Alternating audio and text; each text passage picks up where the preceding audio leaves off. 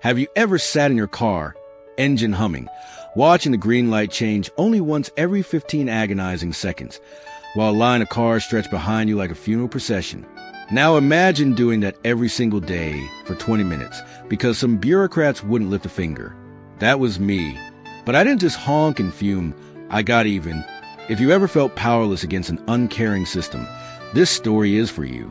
Hit that like button, subscribe, and prepare yourself for a slow burn that turns into a flaming, righteous fire of revenge. Back in the early 2000s, when landlines still ruled and phone books were thicker than encyclopedias, I lived in a small town in Oregon. Our main highway had just introduced something new: metered on-ramps. The idea was to regulate traffic entering the highway. In theory, a light would let one car go every few seconds, smoothing the flow. But in practice, it was hell. The ramp I used daily had a light that allowed one car every 15 seconds. 15. You could actually feel yourself aging while waiting. Rush hour was a disaster. The backup spilled from the ramp onto the feeder roads, clogging the town like a bad artery. What should have been a 3-minute merge turned into a 20-minute ordeal. At first, I tried to stay calm. Maybe it was just a new system. Maybe they'd fix it. They didn't. Days turned to weeks.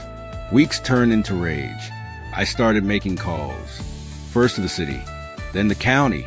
Everyone passed the buck until I finally found out the Oregon Department of Transportation, ODOT, was in charge. I managed to get the names of the 2 engineers responsible for the timing, Dennis M. and Bill C. I left voicemails. I wrote letters. I even got one of them on the phone once. His tone was a verbal equivalent of a shrug. We'll look into it.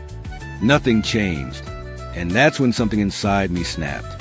They were counting on me giving up. But I had other plans. Remember phone books? Both Dennis and Bill were listed. Their home numbers. I went to the hardware store, picked up a 4x8 sheet of plywood, and painted a message in bold letters. Tired of these idiotic ramp lights? Call the ODOT engineers responsible for them. Dennis MXXXXXX, 503 XXX XXXX, Bill CXX, 503 XXX XXXX. Let them know what you think. The next day, I parked myself near the ramp with my sign. From 4 p.m. to 6 p.m., prime rush hour. I didn't shout. I didn't wave. I just stood. People honked in solidarity. Others rolled down windows and snapped photos. Some even pulled over to chat and vent. Day 2, same time, same place. More honks, more thumbs up, and by the time I got home, my phone rang. One of them, Dennis or Bill, I honestly can't remember, was on the line. Please, he said, you need to take down the sign. Fix the fucking lights. You'll stop if we do? Fix the fucking lights. Click. The very next afternoon, a survey crew appeared at the ramp, clipboards in hand, counting cars. The day after that, the lights were reset from 15 seconds to 3 seconds. Traffic flowed like water. It was like watching a dam burst after a drought. Beautiful, silent, perfect, no apology, no admission of guilt. But the change spoke volumes. Here's what I learned. Bureaucracy is like a fortress, impenetrable, until you find the soft spots. And those soft spots, they're the people behind the policies. You push a system, it shrugs. You push a person, especially in public, and they move.